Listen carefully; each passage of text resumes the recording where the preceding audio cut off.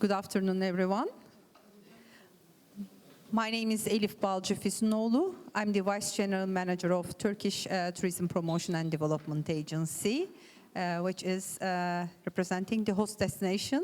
So welcome to Turkey, welcome to Istanbul again. Welcome to today's session on trust in the wedding and events industry. Weddings are not just events, as we all know. They are pivotal moments in people's lives, marked by love, commitment, and cherished memories. As professionals in the wedding industry, we understand the profound responsibility that comes with orchestrating these moments. Trust is the cornerstone of our relationship with the clients, vendors, and partners. It's what ensures that every detail, from the venues to the flowers to the music, aligns perfectly with the couple's vision. Today, we will explore the significance of trust in our industry, sharing insights and discussing strategies to nurture and maintain it. Together, let's reaffirm our commitment to excellence, integrity, and the utmost of trustworthiness in every aspect of our work. Thank you for being here, and we look forward to enriching a productive discussion. And we have, as you see and as you all know, very distinguished panel members with me. I would like to start introducing them. I will start with Monica, Destination Wedding and Events leader. Monica Balli, based in Tuscany, Italy, with 20 years experience as destination event planner with over 900 events planned throughout the Mediterranean, USA, and opening new amazing destinations as Middle East and Africa, an international speaker and coach, virtuoso travel advisor, YPO member, DLC honorary member, owner of the VRplanner.com, new tech innovation for the hospitality and events industry, speaker and coach on for Branson Center on entrepreneurship, lifestyle and tech, working both in B2B for the industry as a strategic destination partner and B2C for destination events, industry book writer, IO wedding planner in Italy. Please. Aggressive. And I continue with Sara. In the unique location of Isola della Rose, if I'm correct, Sara creates enhancing experiences, turning dreams into reality. Her expertise in creating unforgettable moments within the resort's luxurious locations ensures that each event is a perfect blend of cultural richness and refined elegance. Sara's commitment to excellence and her ability to understand the unique needs of each client elevate their experience to unparalleled heights. She meticulously oversees the journey of each event, from gathering needs to post-event debriefing, ensuring that JW Marriott experience remains synonymous with unparalleled excellence. Thank you. And last but not least, Rachel Dalton. Rachel is an entertainment attorney and the founder of and the president of her own celebrity talent production company. Rachel has been a trusted, verified resource for sourcing top celebrity entertainment since 2001. Rachel formed strong partnership with the top agents in Los Angeles and New York City, who represents A-list celebrities, including musicians, comedians, professional athletes, and more. Past events include performances with the top musical artists such as Pink, Neo, and Chris Stapleton for weddings, corporate events, and holiday parties. Private cooking classes with chefs such as Bobby Flay, and meet and greets with athletes such as Tiger Woods. Thank you. Thank you very much, and welcome again. We have a couple of questions related with trust that our distinguished panel will be replying. And later on, we will have time for Q&A and open discussion. So I would like to start with you, Monica. I have two questions for each speaker, and they will be replying as a, together, and then we will have a last question that all the panel members will be replying. So, trust and reputation, how they are linked. What role does reputation management play in cultivating trust within the event management ecosystem? And is trust personal or professional? And is linked to the luxury mindset of events and hospitality? Well, first of all, thank you for all being here. We really appreciate it. And trust and reputation. Okay, the link between these two simple, but they're like our worlds, is huge. But I will base my talk on my personal aspects, we can say, on my personal experience. So reputation, I think reputation is mostly corporate. That's what we do with our job, and it takes a lifetime to build and a second to drop. But that's what people see. The people we don't know, they see our reputation, how we're seen in the industry, how we talk when we're on stage. But trust is personal.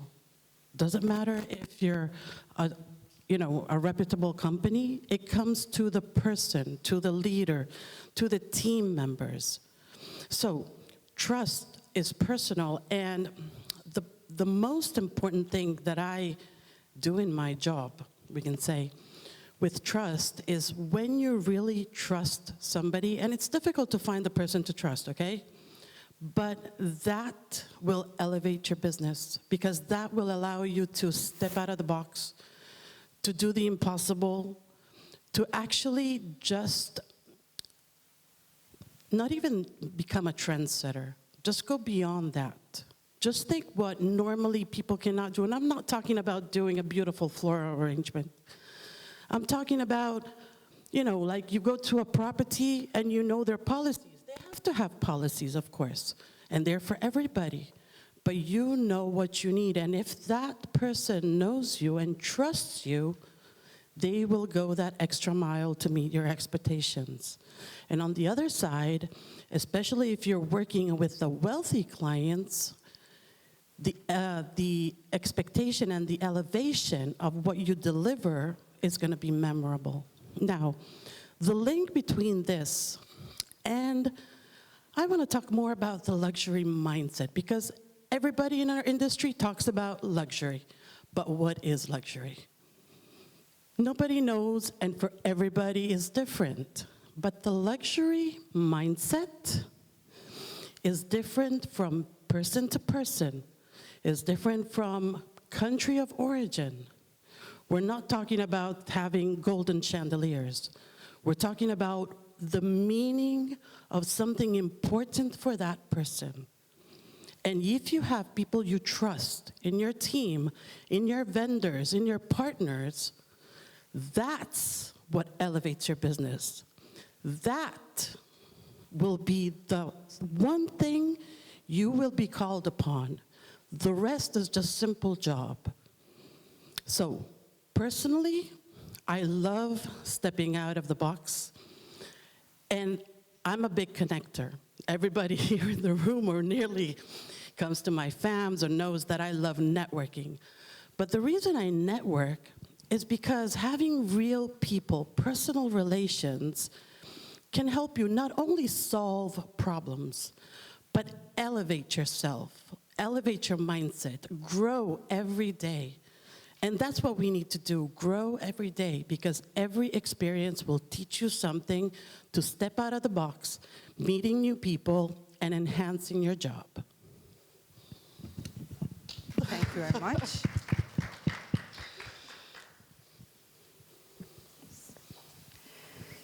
Sara, how do the destination-specific factors influence trust building between suppliers, planners, and venues in event management?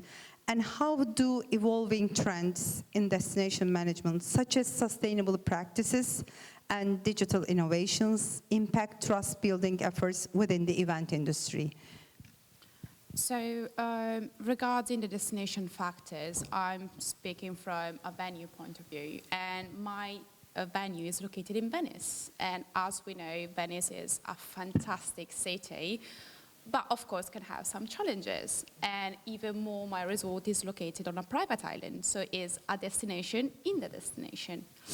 And for anyone who has never walked there, it can, be a challenge to organize an event. And after almost 3 years of experience working here, I had discovered that there are some basic points in a collaboration. And it's first, state the obvious, because what is obvious for me in my city, in my location, cannot be obvious for everyone. For example, the flow in Venice, the tide, is something that not everyone knows, but can really impact an event. And the second is, in every sector, but also in events, is transparency. So from the beginning, once we have, we are talking about possibly do an event, let's state what are the, we can say, weaker point of your location. Be transparent, say it, because once we know, we can work together on finding a solution. So these are the lower points. When I work with all my planners, even locals are like, okay, have you thought about transports, about water tide, what happened if, what happened that, and I bring solution. And this has built trust with all our planners, with our suppliers, and I think that this is the base for working together. Regarding sustainability, we have been talking quite a lot now in the past years. Over the last 4 to 5 years, I don't know if you knew, but we had a 71% raise in people searching for sustainable goods in all sectors. And we all started to see the Gen Z coming to, getting married or doing events with us. And they are more likely to confirm or buy goods that are sustainable. So Marriott and us specifically, we have done a lot of work in what action we can do to be more sustainable. And we are seeing an impact in all our clients, from individuals to events. And I'm personally starting to see it. We have couples asking, what do you do to be more sustainable? Or what do you do, what is this suppliers doing to be more sustainable? Because they want to have that at their wedding. We are seeing sustainable weddings that are 100% sustainable. And this is a great innovation. So JW, for example, we have banned all plastics. Most of plastics. We have banned plastic water bottles. We moved to cans or glass water bottle. And we have solar panels, so we are improving. And in events, we started to, select and collaborate with suppliers that are sustainable too. So, for example, my florist, once they finish the wedding or the event, they take the flowers that are remaining to hospice, just, to not throw them away. Or our wedding stationery, they have a catalog of sustainable items. For example, menus that after the event can be planted. So we are really going around sustainability. How is this impacting trust? Clients are more likely to confirm with us because we know the answer to their questions. And yes, we are not sustainable gurus, we are not, I'm not, but it's mandatory to look and to get more knowledge about this because the clients will know your interest and will know that you are trying to be better, that you're trying to connect with them. And the share of belief and the connection builds trust. So I have clients coming to me, even if they are planners, say, what do you think about this? Is this sustainable? Or what would you do? And we are seeing planners that really want to work with us because we have been more sustainable. We have suppliers that improve their service too because they've seen how much sustainable we are. So this is a really good part. Thank you. I'm also from the personal and from an institutional point of view very happy to hear the sustainability as a topic having an bigger louder voice in the events, especially weddings industry, because we as Turkey also, we have our own national program to transfer all the accommodation facilities, venues to sustainably certified venues. And when we were a couple of years ago discussing with the wedding planners how luxury weddings can go with sustainability, will it happen or not? We were quite optimistic about that, and I am so happy that we are finding our ways in the weddings industry. Of course, not changing the glamour of the weddings, which is very important, but being more careful and giving back to institutions and helping the others. So, Rachel, can you share examples of successful trust-building initiatives or strategies that have strengthened the collaboration within the event management industry? And also, from your experience, what are the key elements of a successful partnership between suppliers, planners, venues, and how do these elements foster the trust? Sure, absolutely. First of all, thrilled to be here with all of you, my esteemed colleagues, and thanks for coming out, everyone. Trust is key, as you know. And I think communication is really at the heart of everything. Communicating with clients, vendors, venues, and just being transparent, as Sara was saying. If everyone's transparent, then you have a much better shot of things going smoothly. If you have certain agreements that can be shared, whatever background can be shared, I think that helps tremendously to keep things moving smoothly and to have a successful event. I also think having a positive attitude. I mean, it seems simple, but just having a good attitude and wanting to work as a team with the different suppliers and vendors, I think that goes a long way, and it fosters trust amongst the people you're working with. I think showing up for meetings in person, I think it's so easy to want to jump on a Zoom all the time, but if you can actually meet in person, that's something that I try to do, especially in the beginning when you haven't met if you haven't met the client or you haven't met the vendors or the venue, to actually go there. And I try to do as much as I can in person.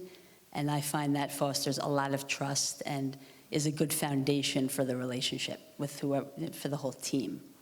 And I think it just gives all parties confidence when you do that. So, those are some of the basics. Thank you. After the first round, I would like to ask the question to all of you, the same question. Can you share examples of successful collaboration between destinations, stakeholders that significantly enhance trust and reliability in event management? It can be examples of your stories from the past events. Before we turn back to the audience for questions, we would like to have your last comments on that. Yes, so I will recall what Meltem was saying on stage, because last year, actually this last summer, we did a big event for a client of Meltem's, and we were actually at Sara's property. So, other than having a great team, having fun, and all of these things, which, become normal, my position in that case was the B2B position. I was the intermediate between everything that happened in Italy. Well, Meltem was in charge of the client because the client was hers. So in my position was very, very delicate, because I had KM Events and Meltem's reputation in my hands, other than my reputation. And that's a big thing if you think about it. Many people, they just, it's just smooth and so on. But it's really delicate. And if you are trusted by a client, trusted by a supplier, when you work in B2B, and these events are made for this. These are to help us grow, to network, to work together, to explore new destinations and overcome boundaries. And this is something very delicate, because every time you work in your country or even outside, even for one little small thing, You have the reputation of your partner in your hands. So you need to be very, very careful. So I will connect to that wedding, not because she's here, but it was something that stuck with me because it was my first Middle East wedding. So I knew nothing. I didn't know Monica before. I didn't know KM. Of course, the reputation precedes them, but you know, the reputation is everything. But if you don't know if you're working good with them, they could be fantastic. You can be fantastic, but it's not 100% confirmed that you're going to work good together. So everything was smoothly. I tried not to be, but there I was a control freak. So I had to know everything, every time. I had to be double to be in every location. And everything was fine. I was trying to be as bold as I can, working really well, until Monica came to me. She was like, by the way, we are bringing a horse to the island. What? Yeah, I'm gonna bring a horse. And panic came. They don't know, but panic came because I was like, okay, it's the first Middle East wedding. We are trying to enter the words. I'm the only responsible for this wedding. My GM is going crazy because Monica is coming. So I had all this pressure, and then I broke. And I was like, how can I control this? Never happened to me. You cannot bring a horse in Venice. That wasn't the idea. Never has been. So my boss saw my panic, and he was like, stop it. Just listen, learn, and offer your support as much as you can. It was going to be fine. So thanks to Monica, everything went smoothly. I even knew the label of water that the horse has to drink, but Exactly. he arrived. Full list. First time, right, that you've ever had a horse? It was the first time. No hotel has never done it, so we didn't know even how to approach this. But I just say to her, just let me know what I need to do. I completely trust you with this. Guide me. The horse came and he was healthy. He was healthy, he was fine. And the groom went on the horse, everything was, wow, it's the wedding of the year. But you know, I was like, not saying it's impossible, but I lost my control. I could not control it. So from that experience, I learned, thanks to Monica, that I cannot be in control of everything. I need to trust someone else. I can control the situation, but I cannot be always in control. And now with Monica, we have a fantastic bond. We text not only for work, but just to, you know, and the horse creates our bonds together. Great story. You don't have connection with No, this, I don't. right? I don't have a horse story or any animal. But I can talk about, I work with a lot of contracts as an attorney, an entertainment attorney, and I work with celebrity talent. And getting my clients to trust the process is often difficult because it's unknown to them. And there's an artist agreement that we have to go through, and it's daunting. You know, a lot of times it's long and complicated, and I have the clients review it because they're signing it, and I want to make sure they're comfortable with what they're doing. So I have to gain their trust in going through that agreement. So that's something that I spend a lot of time with. I always offer the client, do you want to go through the agreement? And I go through it line by line with them and explain what everything is. And at the end, they take a deep breath. You know, oh, that wasn't so bad. But initially, they're looking at a 50-page agreement with an artist, and they're, oh my gosh, I can't believe, should I be doing this? And I help just kind of break it down for them and make them comfortable. And I find at that point, then they really relax and have more trust, you know, that, okay, we're going to get through this together. You've done this before. You have my back. So I think just going through agreements and showing up and being there for your client, you know, in person or by phone or being very accessible really helps that trust and that bond that is going to carry you through the event and into the future. And then they'll call you next time and they'll refer you. So, you know, that's an important element. Sorry. Yes, I have another similar experience. I have this client, this couple is going to be married in September, and currently they are looking for a planner. But for the meantime, they are talking just with me. And we met them, I do a site inspection with them, they're really happy, and then they asked me to confirm some location and then they will see. I was like, okay, once the planner comes, we're going to define everything. They came back 3 months later and with their idea of what to do in each location. And I told them it's not possible to do it. You're wanting to do too much in one location. And this was before they come. They arrived and the groom was hysterical. He was like, oh my God, this is a mistake. I chose the wrong location. So it's like, stop it. Let's meet. Let's see in person, discuss, and then we see what we can do. I took 4 hours in one day just to do the site inspection, 4 hours with them. Normally it's 1 hour, 1 hour 30, 4 hours. So we set with a planimetry what we have to do. And at the end of the meeting, he was like, I'm not worrying anymore. It's fantastic. Oh my God, I was thinking so much that was creating a problem where it wasn't. It was like, thank you so much, and now everything is going smoothly. Just being there, and it was like, we take our time. Talk together, tell me your idea, we'll tell you mine, and have this confrontation via face-to-face and not via email. It was the same thing that I told him by email, but in person, completely another thing. And now that everything is like, what do you think about this? What do you think about this? Yeah, they gain your trust, and you have to be part psychologist, right? In our industry, you have to, you're holding hands a lot of the time with the client. It's day of their lifetime. Yep. Yeah. Most, And usually it happens once in a lifetime. Right. I mean, Hopefully once not in a always, but we can do multiples, but yeah, I mean, it's a very important moment, very stressful, right?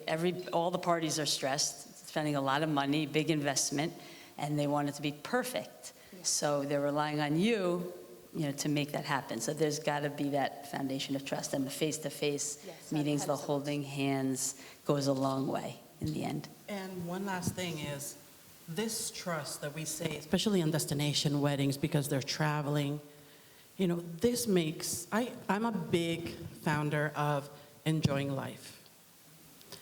Enjoy the journey. It's not just getting there.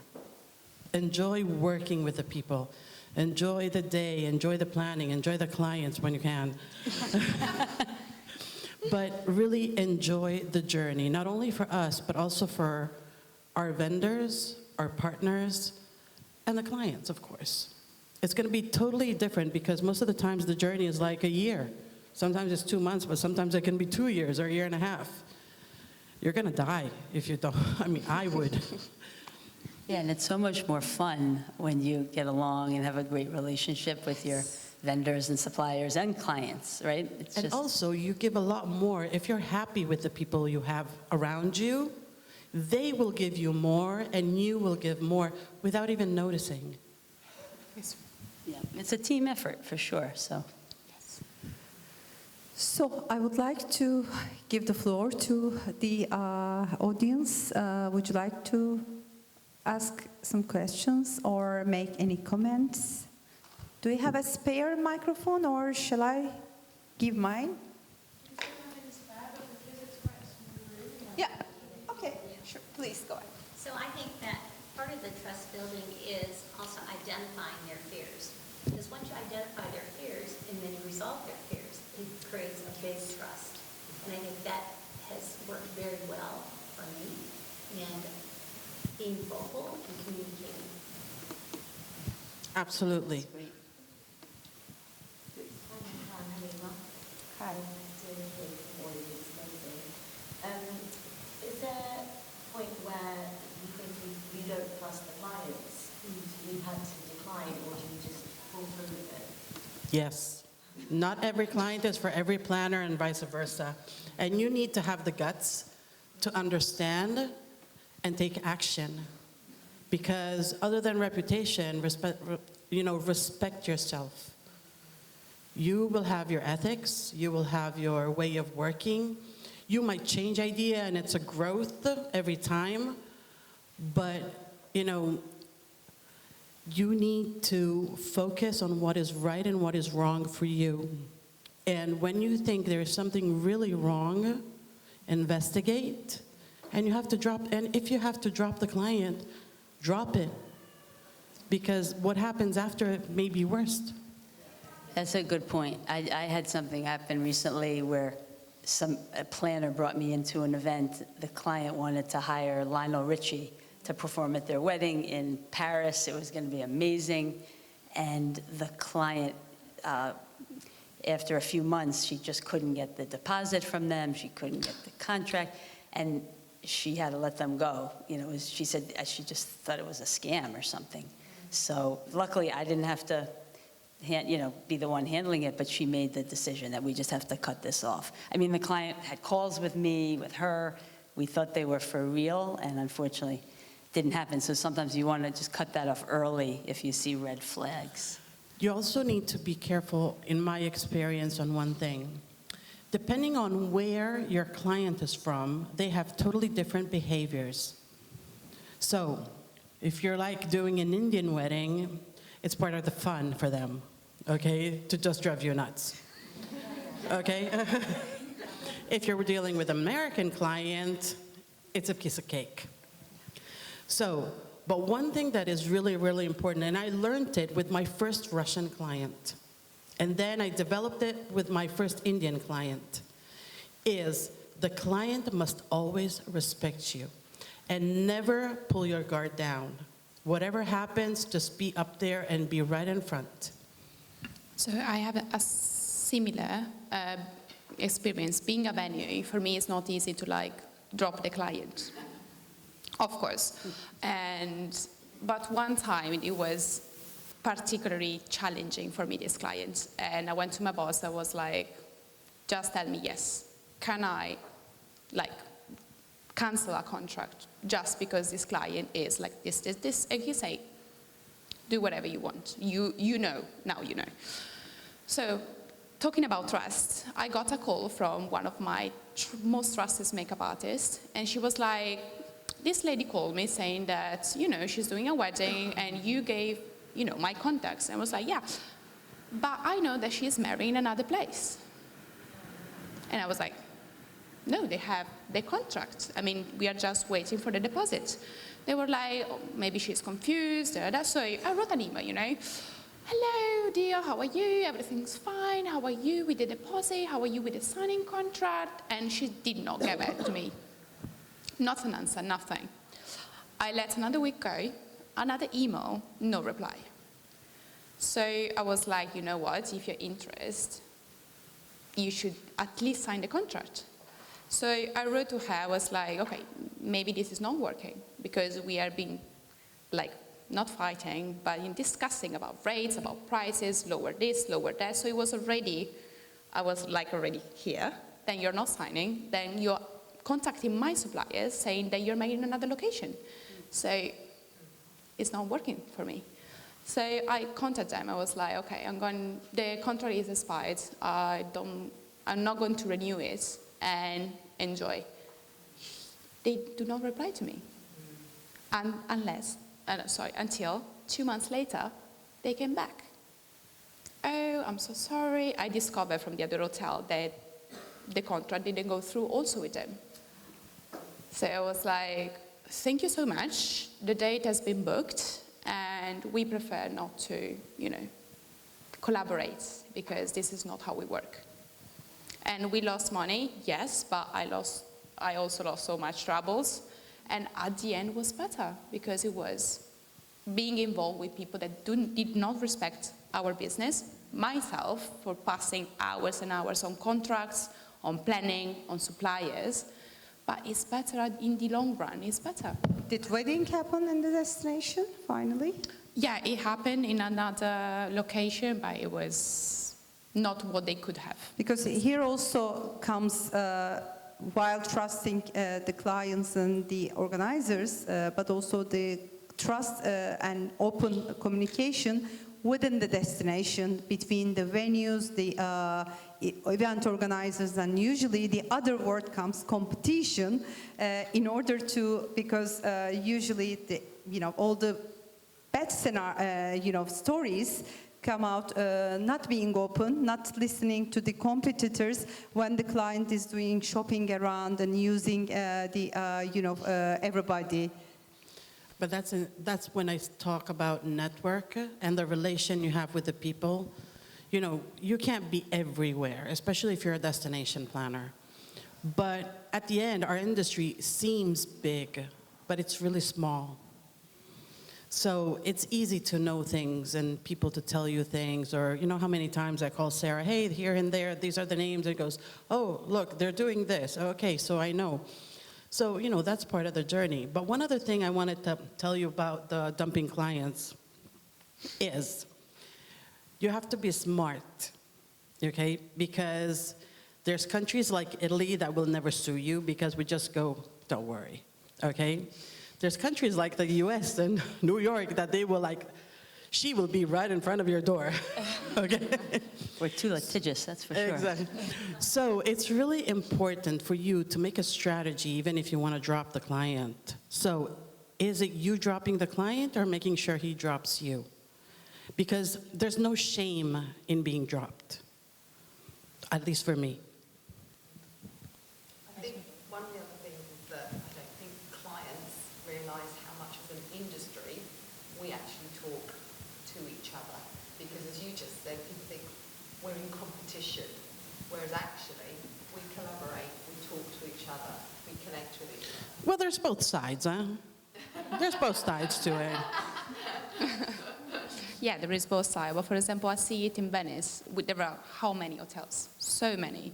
But we all know each other. I mean, obviously, we are competitors, but we go for aperitif after work.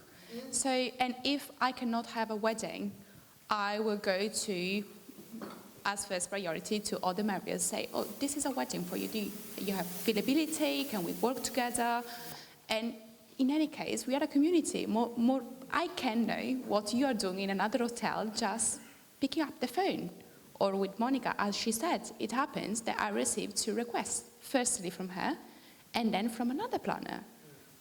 I don't have to take this wedding if this is compromising my reputation, first, wearing 2 shoes with 2 planners, and second of all, destroying my reputation with Monica or with whatever. So I called her, was like, be aware, is this?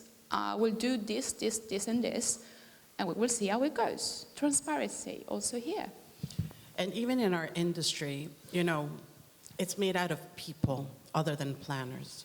Each one of us has its own character, way of behaving, ethics, is very personal many times. You know, like we were saying before with Meltem on stage, we had a few issues with even RSVP members. So what is important is, you know, this topic this year about trust is one of the first ones I think has ever been put as a title to a conference. But if you think about it, we're just at the early stages of this.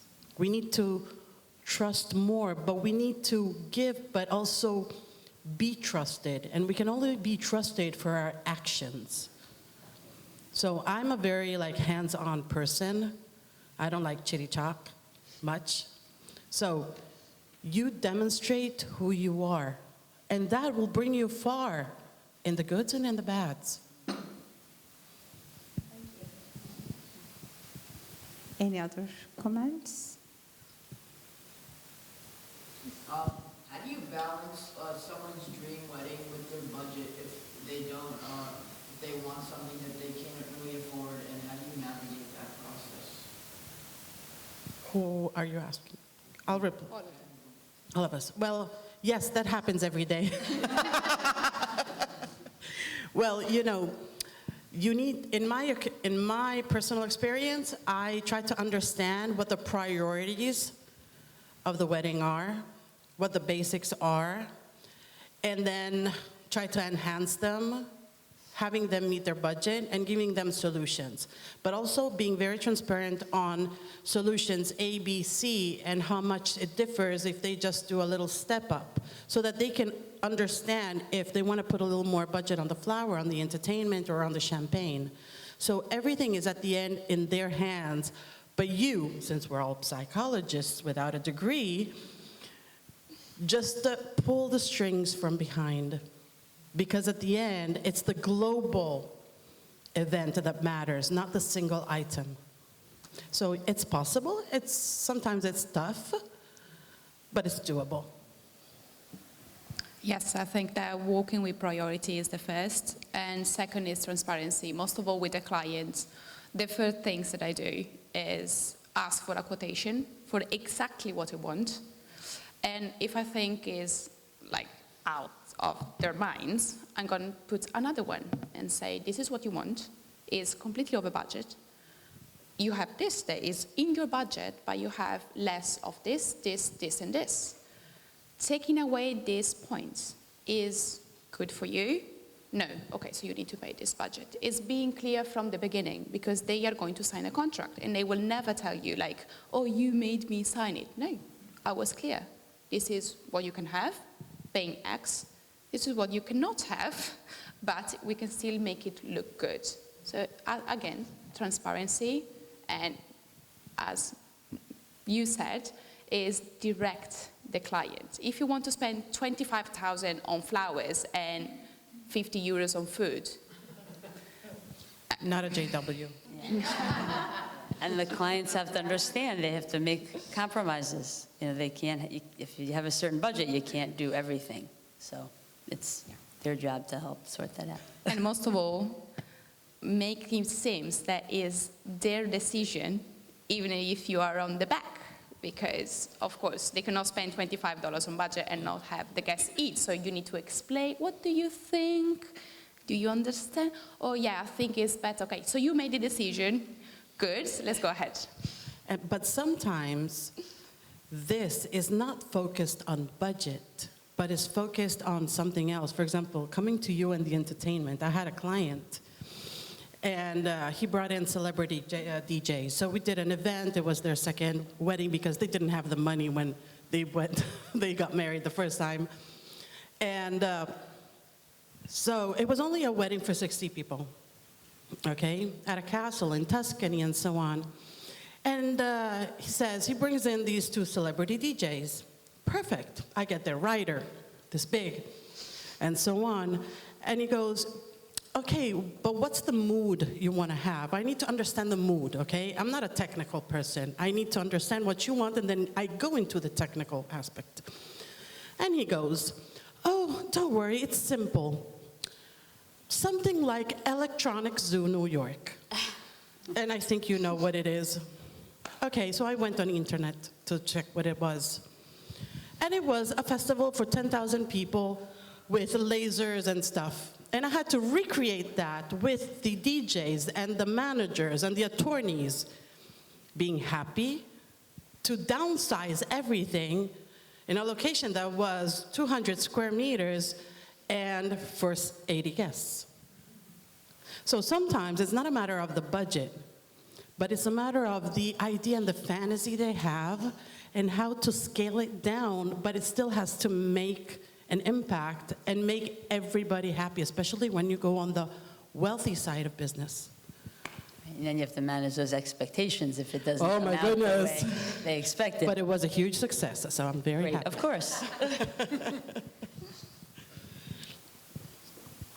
I think we are finished with the time, or are we okay? Okay, so thank you very much.